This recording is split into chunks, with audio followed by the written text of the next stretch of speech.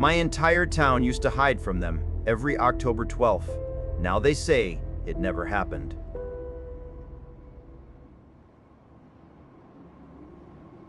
My father's funeral was the second worst thing that happened to me last week. I hadn't been back to my hometown in 11 years. I left for university at 19 and just kept going. I never felt a pull to return. My parents and I didn't have a falling out, we just faded. The weekly calls became monthly, then dwindled to holiday pleasantries. Life happens. But when my mother, Eleonora, called to tell me my father, Jorah's heart had given out, the distance collapsed. Of course I came home. The service was quiet and gray, exactly as he would have wanted. Afterward, we drove back to the house I grew up in, the air thick with the things we couldn't say. Eleonora and I agreed I should stay through the weekend. It felt right. As I stood in my old bedroom, looking out at the familiar sleepy street, I noticed the date on my phone. October 11th. A cold, familiar dread, almost nostalgic, prickled my arms. At least we'll be locked in together tomorrow night, I said, trying for a bit of gallows humor as I walked into the living room. Just like old times, huh? Eleonora looked up from the photo album on her lap, her face a mask of confusion. What are you talking about, Amos? Why would we be locked in? Her tone made me pause. It wasn't just questioning. It was the way you'd speak to someone who just said the sky was green. You know, I said slowly, because of the Tollmen. Tomorrow is the Tollmen. The confusion on her face deepened into genuine concern. The what? Amos, who are the Tollmen? I thought she was messing with me. A cruel, grief-addled joke. But her eyes were clear, her worry for me palpable. It was a bigger deal than Thanksgiving in our town. Every year, on the 12th of October, the Tollmen came. They never arrived from any particular direction. They simply were. At dusk, they would appear at one end of town, and by dawn, they would be gone from the other. I asked my father once where they came from. He just shook his head and said, "They don't come from anywhere, son. They are of the town." No one knew. No one questioned it. It was a fact of life, like the sun rising or the bitter winter cold. They were always identical, the two of them, dressed in heavy, dark wool coats that fell to their ankles, no matter the weather. Underneath, you could just see the edge of a starched white collar. They wore wide-brimmed hats, tilted just so, that plunged their faces into a permanent, impenetrable shadow. You could never see their features. Not a glimmer of an eye, not the line of a mouth. And in their right hands, they each carried a polished black leather briefcase. They didn't walk. They progressed. They moved down the dead center of every street, one a few paces behind the other, with a terrifying smoothness. It was like they were on a dolly track, an inch or so above the asphalt. No bobbing, no swaying, just a silent, fluid glide.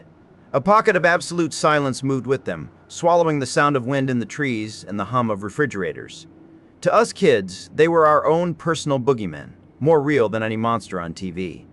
We'd dare each other to guess what was in the briefcases. Gold? The souls of naughty children? We'd draw pictures of them, these two towering, faceless figures. They were a part of our town's mythology, woven into the fabric of our lives for as long as anyone could remember. My great-grandmother had stories about them. It was never weird. It was just the way things were. But the one rule, the rule that separated them from Santa Claus or the Easter Bunny, was that you were never ever to be outside when they were making their rounds. It was enshrined in the town charter. Ordinance 11328. A mandatory curfew from 6 p.m. on October 12th to 3 a.m. on October 13th. The fine was a token amount, maybe a couple $100. But no one ever paid it, because no one was ever outside to get caught. No police, no night shift workers, no one. The only beings on the streets during those hours were the Tollmen. Every year, the first week of October, we'd have the assembly at school. Our civics teacher, Mr. Abernathy, would stand on stage and go over the procedures. He'd review the time of the curfew, the history of the ordinance, and the protocol for what to do if you were caught outside after hours. I remember a girl in my grade, Zia, raising her hand one year and asking the forbidden question, "What happens if they see you?" Mr. Abernathy's face didn't change, but the air in the auditorium went cold. I don't remember his exact words. It was a carefully constructed non-answer about civic duty and tradition, but the subtext was crystal clear. We all felt it.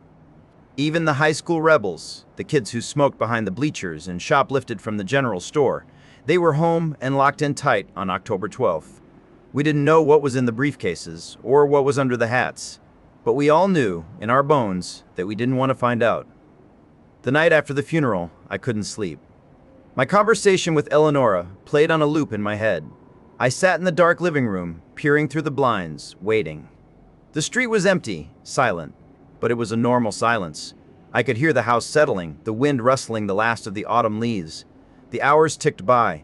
6 p.m. came and went, then 9, then midnight. Nothing. No silent procession. No gliding figures. The Tollmen never came. The next day, a sick, frantic energy took hold of me. I called Zia. When I asked her if she remembered the Tollmen, she laughed. The who? Amos, are you okay? I know things, are you okay? I know things are hard right now, but you're not making sense. I went to the town hall library and asked for the Book of Ordinances. I flipped to the section for Ordinance 113. The page for 113.28 was gone. Not torn, but sliced out with the precision of a scalpel. The librarian just shrugged.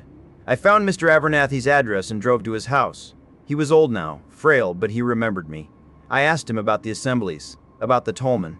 He looked at me with a deep, bottomless pity. Amos, my boy, he said, his voice gentle. Grief does strange things to a man's memory.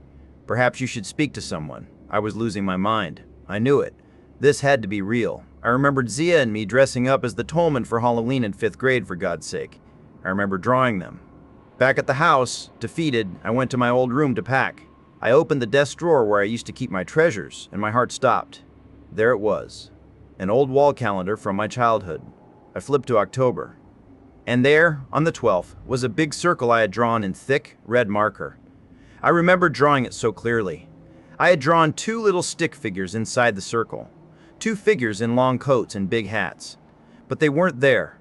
The red circle was there. But inside it, the paper was blank. It wasn't an erasure mark. It wasn't faded. The paper was smooth and clean, as if the ink had never been there at all. As if the ink had never been there at all. They didn't just make everyone forget. They erased them. They went back and plucked them out of our history, out of our minds, out of my childhood drawings. But they missed one. They missed me. If anyone out there reads this, anyone from a small, quiet town with a forgotten tradition, please, tell me I'm not crazy. If you remember 2 silent men who walked your streets in the cold October dark, you have to tell me. I remember them. I remember them. I remember the Tollmen. And I'm terrified of what happens when they realize they left a witness behind.